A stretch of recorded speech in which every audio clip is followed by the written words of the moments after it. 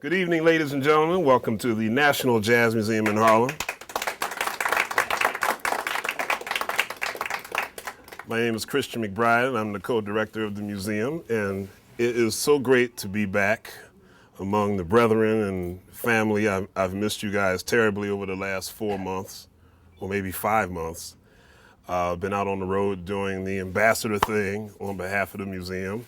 Everyone all over Eastern and Western Europe knows you even more now. As I mentioned last year, on one of my trips to Bangkok, there was a promoter there who, before we even played one note, guy said, "So, tell me about this jazz museum in Harlem." I said, "You know about it?" I said, "So, you're all over the world now. We are really, really doing it to death. And thank you all for coming this evening."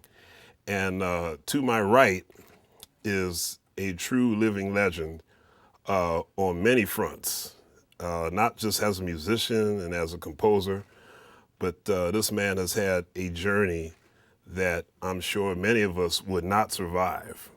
And we're going to dig into his heart and dig into the mind of the great Pat Martino.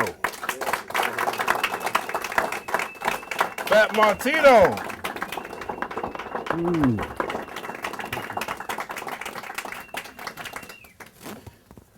Pat, thank you so much for joining us this evening. It's always a treat to see you, buddy. It's really a pleasure, and it's the real thing, it's jazz, because I have no idea where we go from here. Me neither. Yeah, I don't know where we go either. I guess somebody will just give us a note and we'll vamp, and eventually we'll find a melody. Well, you said something about the museum itself being a significant place here in Harlem, and there's an irony to it, since Harlem itself is really the museum, and this being the nexus that brings every point together into a nucleus of authenticity, and I think that that's a tremendous opportunity for me and an honor to even be invited this evening to be here. I think it's safe to say that any organization or any club, any stage, any place where people can come and enjoy and or worship a great artist, you're always a person who would represent the highest level of artistry and as a person. You have had such an interesting journey that many people know about, but there are a few people who I'm sure don't know maybe what your journey has been. And I'd like to start off by mentioning that Pat was the subject of a magnificent documentary. It was recorded. Was it recorded and released last year? There are two. There was one originally that was released in approximately 1996 or 95, and it was originally titled Open Road. The second was done about a year ago, 2 years ago, and it was released last year, and it's just coming out now from Europe. It was initially, it was triggered from a production corporation in London. And now it's Ian Knox, yeah, exactly. 16 films. So that the documentary has just emerged, and it's an interesting. It's called Pat Martino Unstrung, and I suggest that you go out of your way to make sure you see this amazing documentary on this amazing man. Generally, when we would do an interview with any subject, we've always had somewhat of a formula where we kind of start the person from the beginning, from their childhood, and kind of work them down to where they are now. But in your case, I think it would be much more interesting, if you don't mind, if I could tell them one of the most interesting parts of that documentary is your fight and your victory with a serious brain aneurysm, which wiped out most of your memory. Yes. Actually, the ailment that I was born with, the illness that I was born with is AVM, arterial venous malformation.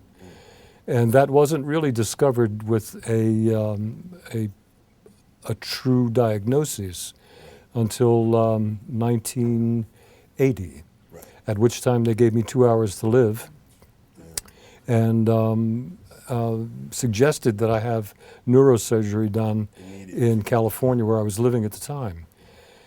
I decided, as I always decide, to be as close to my real ecstasy as I possibly. I think it's addiction. It caused me to make a decision to do something on the basis of that same ecstasy. And that ecstasy is love. What I loved most at that time to cause me to make that decision was both of my parents who were alive. Being their only child, I decided to somehow or other improvise my way back to Philadelphia from the West Coast. And that's what I did. I went straight from the airport in Philadelphia to the hospital where a neurosurgeon who was a friend and a fan of mine did the operation. And it lasted for 2 days, at which time I went into the first operation was 19 hours of coma, and the second I came out of with amnesia, full amnesia. And it's been, it was almost like the erasing of a blackboard that brought me back to a decisive moment of my childhood, to re-establish my interests in life, to re-evaluate what was most important to me, what was significant about moving forward, committing myself to something that would come to fruition over an endless period of time, as opposed to what's going to happen next year. Can I make it again? Could I get a record date? Could I do any of that? It was closer to what is happening here and now. How can I adjust to it? How can I enjoy it? It was the enjoyment of living once again, which is what is the most important thing to me now. And it's remained that way. And in a way, I think it's quite a bit different than my initial intentions as a child to, in a sense, fulfill the desires and the hopes and dreams of parental guidance. The only difference after the operation was when playfulness began to take place for the second time. The one thing that was missing, that was the most valuable of all, was I no longer was subject to stop playing and do your homework. I finally had a chance to do what I wanted to do with life itself, to be playful, to enjoy and trust with no doubt each and every moment of fulfillment, which was the beginning of happiness for the first time. Wow.